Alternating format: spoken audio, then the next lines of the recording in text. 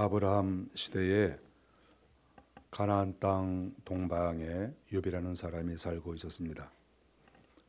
동방이라고 할 때에는 가나안 땅을 중심으로 동쪽에 있는 모든 나라를 가리키는데 어디인지는 확실하지 않습니다. 지금부터 한 4,000년 전이라고 볼 수가 있겠죠. 성경에 보면 이 욥은 믿음이 있다고 했습니다. 순전하고 정직하여 하나님을 경외하며 악에서 떠난 자더라.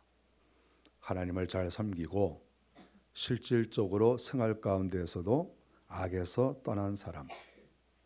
에스겔 14장 14절 20절에 보면 욥이 노아 다니엘과 함께 고대 영웅으로 묘사합니다. 이러한 사람이 있다 이렇게 이야기할 때 욥이 들어가는 것이죠. 또한 욥기는 42장까지 기록이 되어 있기 때문에 한 사람에 대한 기록이 성경에 이렇게 많이 기록되지를 않았습니다. 그래서 욥은 하나님께서 아주 관심 있게 생각하시는 그런 사람이라고 생각합니다. 그러나 성경에 욥이 어느 나라 사람이다 또는 어느 지파 사람이다 이런 것이 없는 것을 볼 때 아브라함, 이삭, 야곱의 계열은 아니다 하는 것을 알 수 있고 아브라함 이전의 사람 또는 아브라함과 동시대 사람인데 유대인과는 관계가 없는 이러한 사람일 것이다 이렇게 생각을 합니다. 유대인들이 그렇게 귀하게 여기는 유대인 족보 속에 들어가 있지 않은 그러한 사람인데 성경에서 차지하는 비중이 이렇게 크다고 하는 것은 이스라엘 백성들, 유대인 외에도 이렇게 하나님께서 귀하게 여기시는 인물이 있다 이렇게 성경은 보여주고 있습니다. 욥이 성경은 말하기를 동방에서 가장 큰 자라고 얘기를 했습니다. 자녀는 아들 7명, 딸 3명이고 부유한 집안입니다. 성경에 보니까 양이 7,000마리, 약대가 3,000마리, 소가 500결이, 암낙이 500마리. 그 모든 가축을 키우려면 종의 숫자가 얼마인지도 모르죠. 상당히 하나님께서 그에게 아주 부유하게 하셨다 하는 것을 알 수 있습니다. 부유한 것이 결코 죄가 아니죠. 하나님께서 부유하게 얼마든지 할 수 있습니다. 1장 5절에 보면 하나님 앞에 번제도 잘 드렸습니다. 양을 잡아서 하나님께 자기들의 죄를 회개하는 경제적으로도 넉넉하고 하나님께 제사도 잘 드리고 하나님을 경외하고 죄도 짓지 않고 그래서 사람들에게는 하나님에게 의인이다 이러한 칭호를 듣고 있다는 것입니다. 그런데 이러한 욥에 대해서 하나님도 관심 있게 보시는데 사탄도 아주 관심 있게 보고 있다는 것이죠. 우리가 하나님을 잘 믿는 사람에게는 이러한 부분이 있을 수 있어요. 하나님을 잘 믿지 않는 사람은 마귀도 별로 관심이 없어요. 하나님을 잘 믿지 않는데 하나님을 잘 믿지 않는다는 것은 마귀를 좋아할 수도 있고 마귀가 원하는 일을 행할 수 있고 지금 욥과 정반대되는 생활 이 땅에서 하나님께 예배도 드리지 않고 죄를 지을 수도 있고 그러니까 이 마귀가 사탄이 관심 있게 볼 필요가 없어요. 그래서 이 욥기서를 볼 때 우리가 계속 이 관심 있게 보는 게 뭐냐 하면 하나님도 참 관심이 많으시는데 사탄도 관심이 많다는 겁니다. 욥에 대해서. 그래서 이 사탄이 어떻게 하면 욥을 넘어뜨려 볼까? 어떻게 하면 욥을 한번 해볼까? 하나님 믿는 것을 방해해 볼까? 하나님을 저렇게 섬기는데 나를 섬기게 한번 해볼 수는 없을까? 이런 마음을 사탄이 계속 가지고 있고 또 시도를 우리가 성경에 보면 하고 있었다고 하는 것이죠. 그래서 하나님을 찾아갑니다. 물론 마귀가 보좌까지 찾아갔다고 볼 수는 없겠지만 어쨌든 마귀하고 하나님하고 대화를 한 거예요. 마귀가 그랬습니다.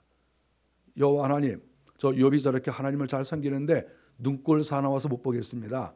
어쨌든 내가 아주 좀 기분이 나쁜데 하나님이 너무 잘해주시니까 이렇게 복을 많이 주시니까 잘 믿는 거 아니겠어요? 아니 저렇게 물질이 많고 돈이 많고 아니 저렇게 뭐 아들 딸 뭐 없는 거 없고 저렇게 잘 사니까 하나님을 잘 믿는 것이지 못 살아보시고 또 못 살고 괴로움 당하고 집안이 난리가 나고 그러면 하나님을 잘 믿겠어요? 그러니까 마귀가 이렇게 시험을 한 것이죠. 그러니까 마귀가 그렇게 말했을 때에는 일리가 있어요. 왜냐하면 보통 사람들이 다 그래요. 우리가 교회 안에서 이 마귀 말이 상당히 맞아요. 왜냐하면 우리가 좀 넉넉하고 편안하고 그럴 때는 하나님 그래도 좀 잘 믿습니다. 경제적으로 상당히 어려워지면 자꾸 여기에서 이렇게 불평이 나오고 하나님이 나를 버리신 것이 아닌가. 가정에 여러 문제가 생기고 어쨌든 내가 병에 걸리고 그러면 하나님을 정말 더 가까이 나아가서 의지하려는 생각보다는 발을 뒤로 쓱 빼면서 내가 이거 뭐 잘못한 거 아닌가, 내가 하나님 믿는 거 내가 이거 잘하는 거야, 이런 생각을 할 가능성이 굉장히 많아요. 사탄이 지금까지 수많은 사람들 자기가 다 이렇게 다 찔러보고 해봤는데 다 그런 거예요. 안 넘어온 사람이 없는 거예요. 사탄이 찔러보면 다 뒤로 나가자 빠지고 다 넘어지고 하나님 원망하고 예배도 드리지 않고 다 이렇게 되는 것을 사탄이 수많은 경험을 했어요. 그러니까 그러한 자기가 경험이 있기 때문에 하나님께 나아가서 하나님이 욥을 그렇게 잘해 주시니까 저렇게 하나님을 잘 믿는 것이지 한번 고난 줘보세요. 집안을 한번 확 쑤셔보세요. 그러면 분명히 하나님 잘 안 믿을 겁니다. 하나님 너무 큰 소리 치지 마세요. 인간을 너무 믿지 마세요. 사탄이 그렇게 얘기를 했습니다. 그리고 이제 자식들이 잔치를 할 때 사탄이 공격을 해서 자식들이 다 죽었습니다. 자식들이 다 죽었어요. 그 이후에 성경을 보면 욥은 그래도 반응이 없어요. 10명의 자식이 다 죽었는데 반응이 없어요. 그러니까 마음에 하나님을 원망하거나 어떤 유동하는 것이 없어요. 그러니까 놀라운 일이죠. 사탄이 또 화가 났어요. 아니 저 정도 하면은 하나님을 원망해야 되는데 까딱도 않는 거예요. 또 찾아갔어요. 우리가 성경 욥기 1장 2장에 보면 또 찾아가요. 사탄이 또 찾아가서 하나님 제가 한번 또 고난을 줄 테니까 그런 줄 아세요? 그리고 하나님께서 그랬습니다. 죽이지만 말라. 이렇게 얘기를 했어요. 한마디로 말해서 죽이지만 말고 한번 해봐라. 나는 내 종 욥을 믿는다. 욥이 이 정도로 하나님 앞에 인정을 받은 거예요. 생명만 건드리지 말고 네 마음대로 한번 해봐라. 죽이는 것은 하나님의 손에 있으니까 그거 외에는 네가 한번 마음대로 한번 해봐. 그렇게 얘기를 했어요. 정말 그렇게 하나님께서 목숨 외에는 사람을 죽이든 아내가 떠나가든 병에 걸리든 완전히 사업이 망하든 그건 뭐 상관하지 않는다. 욥은 아무리 그래도 절대 나를 버리지 않는다. 이렇게 하나님께서 인정하실 만한 그런 믿음이 과연 욥 말고도 또 누가 있을까? 그런 생각도 제가 좀 해봤어요. 하나님이 그렇게 인정을 해 주셨습니다. 사탄이 그 말을 듣자마자 완전히 공격을 했습니다. 그래서 이미 자식들은 1장 19절에 보면 다 죽었고 아내가 떠납니다. 이제 제일 결정적인 것이 2장 9절에 보니까 아내가 곁을 떠납니다. 나 당신하고 못 살겠어요. 그리고는 아내가 하나님을 욕하고 죽으라 이렇게 말을 합니다. 맨날 이렇게 힘들고 어려운데 맨날 하나님 그러고 있고 나는 도저히 당신을 따라갈 수가 없으니까 하나님을 욕하고 죽어라. 이렇게 지금 집안이 난리가 나고 재산 다 없어진 거 당신 하나님 믿어서 하나님이 알아서 해준다고 한 거 아니냐. 근데 지금 이런 꼴 났으니까 하나님 욕하고 죽어. 그러면서 아내가 떠나갔습니다. 19장 17절에 보면 내 아내도 내 숨결을 싫어하며, 그러니까 아내가 말이죠. 욥이 이렇게 나타나면 그 욥이 숨 쉬는 것만 봐도 싫다는 거예요. 그런 사람도 있어요. 제가 들어보면 이렇게 남편하고 이렇게 자는데 남편이 이렇게 숨소리가 나고 드르렁 소리만 나면 에이 그래가지고 이불 하나 들고 벽에 들고 밖에 나간다. 그런 얘기 제가 들은 적이 있어요. 그분은 욥처럼 훌륭한 신앙을 가질 가능성이 많습니다. 내 아내도 내 숨결을 싫어하며, 그 아내가 남편의 숨결을 싫어하는 거예요. 여기에서부터 이제 공격이 시작이 되는 거예요. 아내 속에 이 마귀가 들어가니까, 아니 아내가 자기 남편이 이렇게 숨소리가 들리면 막 가슴이 뛰어야 되잖아요. 우리 남편이 옆에 있구나. 막 가슴이 뛰고, 또 남편의 코 고는 소리가 들리면 너무 감사하다. 저 소리를 못 들으면 내가 어떻게 될까. 그러면서 그 남편이 코 고는 소리를 아주 정말 아름다운 음악으로 듣는 이러한 관계가 돼야 이제 이게 정상이거든요. 근데 코 고는 소리가 들리면 확 찌르고 꼬집고 이렇게 하는 것은, 이거는 욥의 아내가 될 가능성이 상당히 이렇게 많다고 생각합니다. 19장 20절에 보면 병들어 가죽만 남았다고 그랬습니다. 욥이. 2장 7절에 보면 발바닥에서 정수리까지 종기가 났다. 온몸에 종기가 났어요. 그래서 온몸이 뼈와 가죽만 남았습니다.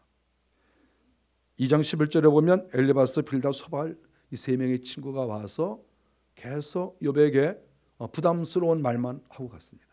말은 옳은 말인데 위로가 되지 않는 말이죠. 친구들도 다 떠나갔습니다. 19장 15절에 보니까 시녀와 종들까지도 욥을 거들떠보지도 않았습니다. 아니 옛날에 자기 집에서 일하던 시녀와 종들이 욥을 보기만 하면 이젠 재산이 다 없어졌으니까 그 집의 소속이 아닐 수도 있잖아요. 그래서 그런지 욥을 보면 그래도 주인님 그런다든지, 뭐 옛날 주인님 그런다든지, 뭐 망한 주인님 그런다든지 뭐라고 말을 해야 되는데, 아니 뭐 전혀 말도 하지 않고 성경에 보니까 욥을 거들떠 보지도 않았다. 욥이 이렇게 오면 딱 쳐다보고 고개를 싹 돌리고 갔다는 거죠. 얼마나 욥의 입장에서 힘들었겠습니까? 19장 14절에 보니까 친척과 친지들도 다 버렸다. 하나님의 음성은 들려오지 않아요. 그런데 이럴 때 아무리 고난과 어려움이 있어도 주의 음성이 들려오거나 주님께서 내 앞에 나타나시면 이기기가 쉬워요. 오히려 이길 수 있죠. 스데반이 돌에 맞아도 하늘이 열리면서 보호자에 계신 예수 그리스도를 보니까 스데반은 돌을 맞을 수 있었어요. 욥이 이런 고난을 당하는데 하나님의 모습이 보이지 않아요. 이것이 지금 욥에게 가장 힘들고 어려운 것이 아닌가, 이렇게 우리가 생각합니다. 저는 이 본문을 보면서 가장 마음이 아팠던 것이 있어요. 근데 그것은 지금 욥은 가만히 있는데 사탄이 하나님께 찾아가서 내가 욥을 박살낼 테니까 하나님 그런 줄 아세요. 그러니까 하나님께서는 죽이지만 말라. 그리고 둘이서 다 이거 얘기가 됐잖아요 지금. 얘기가 다 됐는데 욥만 모르고 있는 거잖아요 지금. 저는 이것이 성경을 보면서 가장 가슴이 아팠던 부분이에요. 아니 하나님께서 언지를 좀 주시든지, 하나님께서 이렇게 사탄이 알았습니다, 내가 이제 저 집을 박살내겠습니다, 뿌리 뽑아버리겠습니다, 이제 그러고 딱 가면은 아니 하나님이 얼른 이 욥에게 쫙 나타나셔가지고 욥아, 그러면 하나님 오셨습니까? 그러면 야 사탄이 너를 공격한다고 그렇게 표적을 삼고 저 난리를 치는데 너 3년만 참아라, 또는 1년만 참아라, 그렇지 않으면 3개월만 참아. 그러면 사탄이 이제 물러갈 거 아니냐? 그럼 내가 너한테 무지무지 큰 복을 줄 테니까 3개월 참아라, 알았지? 그러면 네, 그러면 되잖아요. 그러면 예? 아니 우리가 고난과 어려움을 당할 때 하나님께서 기간을 딱 정해주시고 미리 알려주시고 말이죠. 야 너한테 무슨 고난이 있을 것이다, 지금 네가 병에 걸릴 것이다, 그러나 걱정하지 마, 너 안 죽어, 너 재산이 다 날아갈 거야, 걱정하지 마, 내가 다 갚아줄 거야, 사람들이 너를 외면하냐, 걱정하지 마, 내가 나중에 더 많은 사람들이 너를 도와줄 거야. 아니 하나님이 언질만 하셔도 그거 이길 수 있는 거 아니겠어요? 지금 하나님하고 마귀는 서로 대화가 돼가지고 지금 딱 물러갔는데 욥만 모르고 지금 있는 거예요. 저는 이게 너무 억울하고, 이게 얼마나 이게 기가 막힌 일이에요 이게. 여러분 그렇지 않습니까? 이것이 가장 욥에게 슬픈 일이에요. 아니 그러면 하나님이 나타나시지 않으면 욥이라도 자기가 기도하는 가운데 하늘 문을 확 열고 하나님 계시니까 하나님 저 요새 잘 살고 있는 거예요? 물어보면 하나님이 거짓말 하시겠어요? 괜찮다, 너 1년 안에 괜찮다 그러시겠어요? 하나님께서 말은 못하겠지만 뭐 참고 있어라 뭐 그런다든지 그럴 거 아니에요? 그러면 하나님 왜 이렇게 말씀하시는 게 이상해요? 왜 눈치가 이상합니까? 저 좀 똑바로 보세요. 하나님이 못 본다고 보세요. 빨리 보시고 말씀하세요. 제가 괜찮은 거예요. 금년 한 해 2018년도 괜찮은 거예요. 그러면 하나님이 뭐 이러고 막 얼굴 돌릴 거 아니에요? 그럼 눈치를 딱 채야 될 거 아니에요. 이게 하나님이 나타나시지 않으면 자기라도 하늘 문을 열고 하나님께 말씀을 드려서 제가 잘 갈 수 있습니까? 하나님 도와주세요. 그럼 하나님께서 말씀하실 때 잘 되면 그래 내가 너를 내가 도와주겠다. 그러면은 힘을 뭐 갖든지 그렇잖아요. 하나님이 1년만 고생해라 그런다든지 너 박살 날 거니까 준비하고 있어라 그런다든지 아니 뭐가 있어야 될 건데 그것조차도 없는 거예요. 그 얼마나 슬픈 일입니까? 저는 이 욥기를 보면서 욥기만 수도 없이 봤지만 저는 이것이 가장 결정적으로 성도의 입장에서 이것이 가장 가슴이 아픈 일이에요. 어떻게 이렇게 모르고 당할까? 아니 당해도 한두 개를 당해야죠. 모든 주변 환경의 모든 것이 사라지고 없어지는 이런 환난과 고통을 당하는데도 지금 자기가 어디에 와 있는지 태풍의 눈 가운데 와 있는지 지금 어떤 것인지도 모르고 그냥 가만히 앉아 있었다. 이것이 정말 슬픈 일입니다. 성경에 보니까 욥이 23절에 나의 말이 곧 기록되었으면 책에 쓰여졌으면 좋겠다. 철필과 나무로 영원히 돌에 새겨졌으면 좋겠다. 욥은 자기의 말에 대해서 그냥 신빙성을 가지고 있고 그리고 자기가 고난을 당할 때 결코 믿음을 잃어버리지 않고 하나님을 믿었다는 증거를 가지고 있어요. 사탄이 그렇게 공격을 해도 조금 더 믿음에서 떠나지 않는 그러한 정말 정도를 걷는 그런 말을 했고 이 말이 사라지지 않고 돌에 새겨서 또 나무로 거기를 입혀서 1000년 2000년이 지나도 내 말이 이 땅에 남아있는 그런 말이다. 내 말이 그만큼 내 말은 하나님 앞에 진실되고 내 말은 문제가 없다. 난 정말 믿음 있는 말이다. 이렇게 욥이 얘기를 했어요. 그만큼 욥은 인정할 만한 사람입니다. 이제 우리가 25절 이하에 보면 욥은 또 고백을 하고 있습니다. 나의 대속자가 살아계시니 대속자라고 하는 것은 자기가 이렇게 힘들고 어려운 일이 있어도 거기에서 건져주시고 자기의 명예를 회복시켜줄 자로 욥은 믿고 있는 거예요. 내 대속자가 살아계신다. 살아계신다는 믿음을 가지고 있어요. 살아계신다. 또 계속 보면 그가 땅 위에 서실 것이라 마침내 그가 땅 위에 서실 것이다. 여기서 이 서실 것이라고 하는 이 말은 이 원뜻은 증인이라고 하는 법정 용어입니다. 그러니까 하나님께서 자기가 환난을 겪고 어려움이 있지만 하나님이 자기의 증인이 되셔서 자기가 믿음이 있는 것을 변호해 줄 것이다. 이거를 분명히 믿은 거죠. 법정에서 증인 서주는 거예요. 26절에 보니까 내 가죽이 벗김을 당한 뒤에도 내가 육체 밖에서 하나님을 보리라. 자기가 죽었을 때 육체 밖이 되잖아요. 자기 속 사람이 자기 영혼이 이제 죽어서 영혼이 몸에서 빠져나오는데 그때 자기의 영혼이 하나님을 볼 것이다. 이렇게 얘기를 했어요.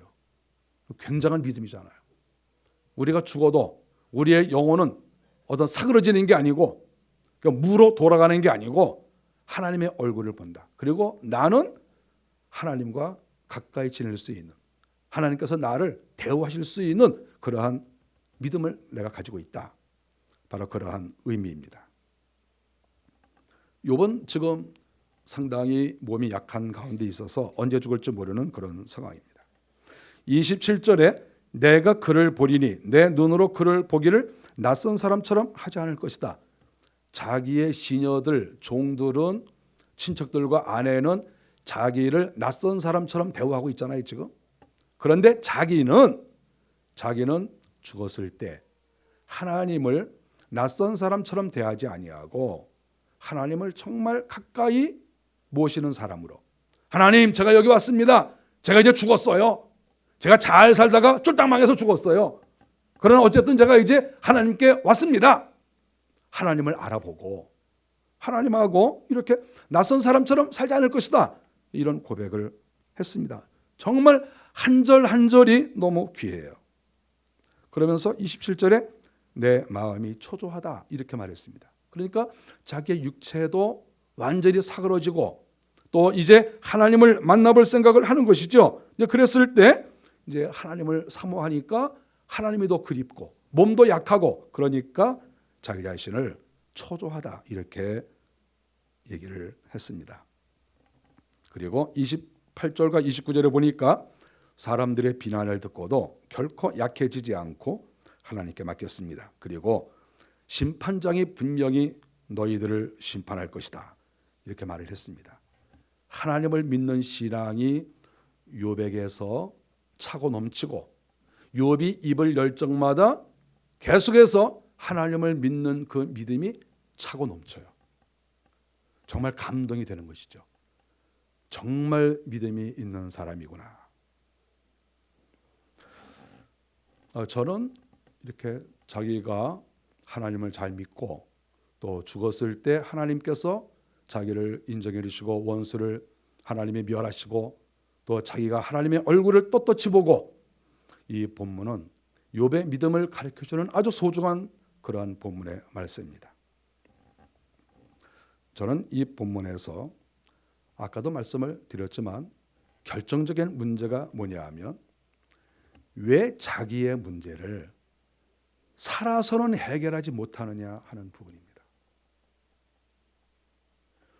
왜 병들었으면 내가 병들었는데 이제 죽을 건데 죽은 다음에 내가 하나님을 볼 것이다.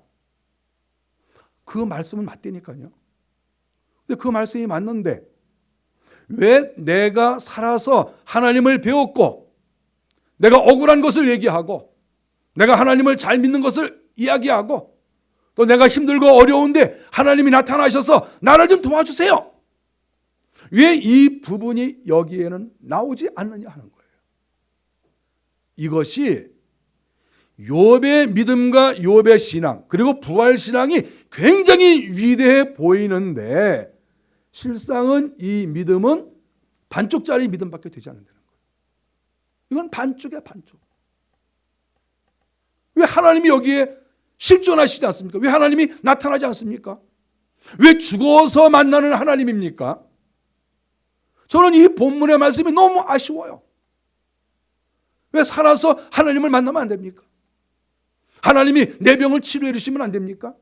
하나님께서 원수를 내가 보는 앞에서 내가 지금 보고 있는데 원수를 하나님께서 징벌하시는 그런 걸 보면 안 됩니까? 내 아내가 나를 떠났는데 그 아내가 나에게 다시 돌아오는 그러한 일이 나타나면 안 됩니까?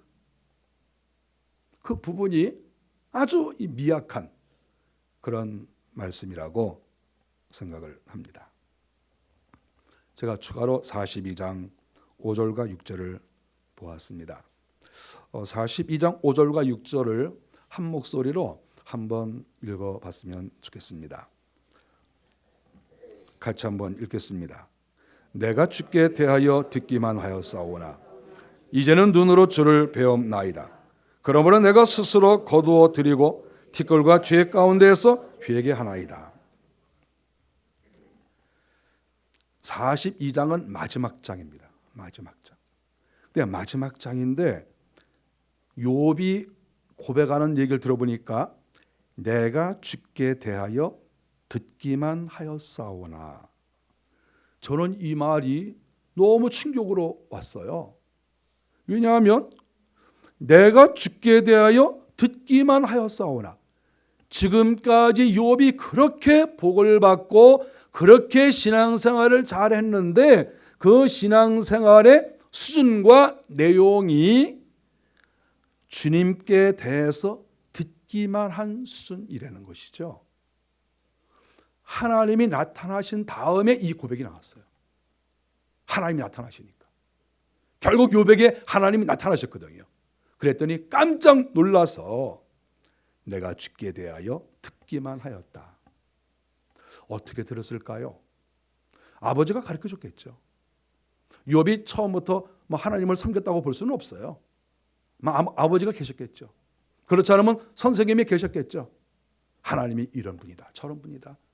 그 이야기를 어렸을 때부터 듣고, 그래서 어렸을 때부터 하나님을 잘 섬겼어요. 자식을 10명 낳을 정도로 나이가 많고, 나중에 140까지 살다 죽었지만 어쨌든 그렇게 그가 일생을 살았단 말이죠. 그런데 중요한 얘기는 죽게 대하여 듣기만 하였다. 이것이 저는 너무 슬퍼요. 아버지가 가르쳐준 얘기. 야, 하나님이 살아계신다. 하나님이 우리에게 복을 주신다. 우리에게 기도를 주신다. 아, 그래요? 듣기만 한 거야. 선생님이 가르쳐주니까 그래요? 하나님이 계세요? 그래, 하나님 계신다. 어디 계세요? 어디 계신지는 모르지만 하여간 계셔. 아, 그래요? 그리고 지금까지 어른이 되신 거야.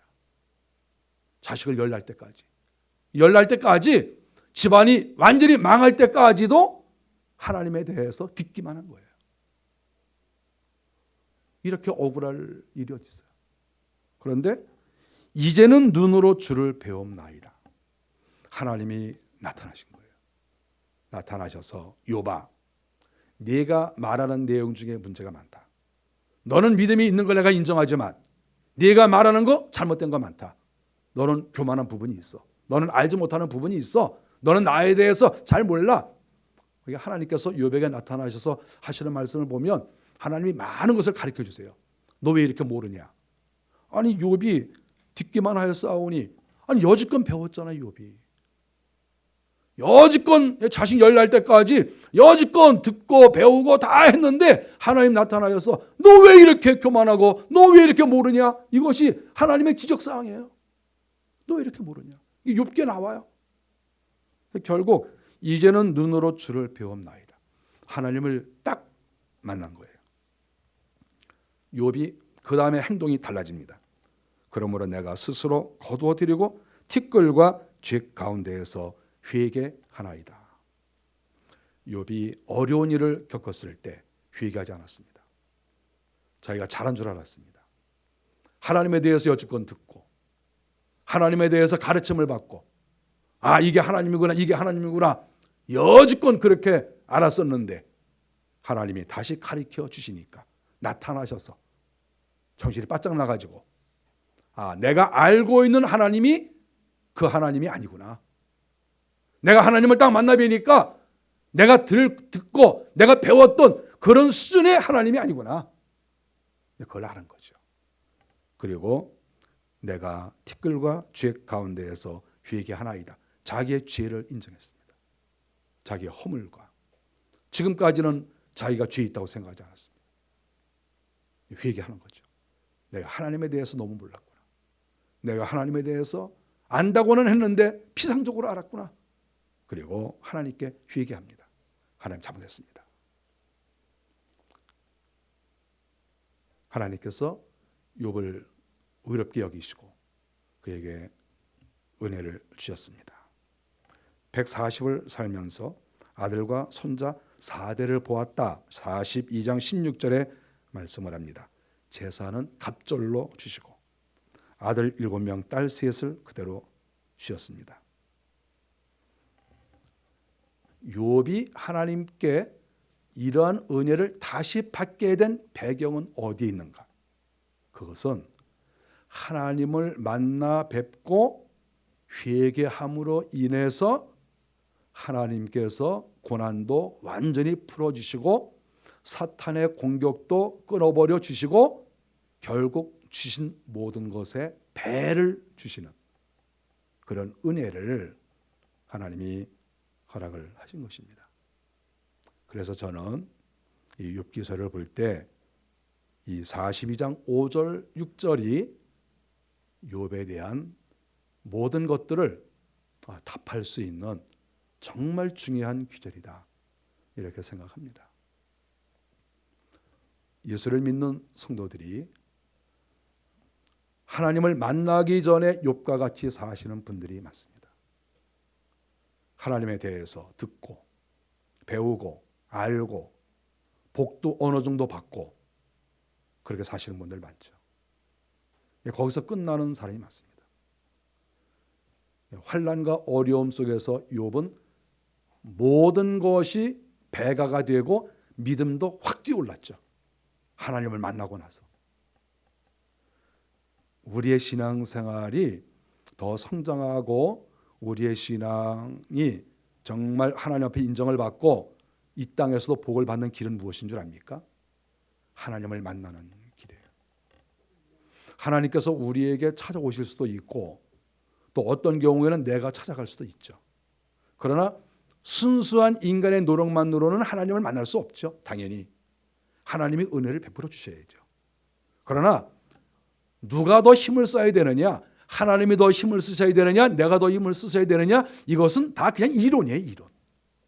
다 이론이고 결론적으로 하나님이 나타나시고 하나님이 가르쳐 주시고 하나님이 은혜를 주시면 옛날에 내가 의인이라는 칭호를 듣고 믿음 생활 잘한다는 말을 들었을지라도 그것과 비견할 수 없는 그런 순 높은 믿음과 모든 경제력과 능력을 하나님께서 허락하여 주신다.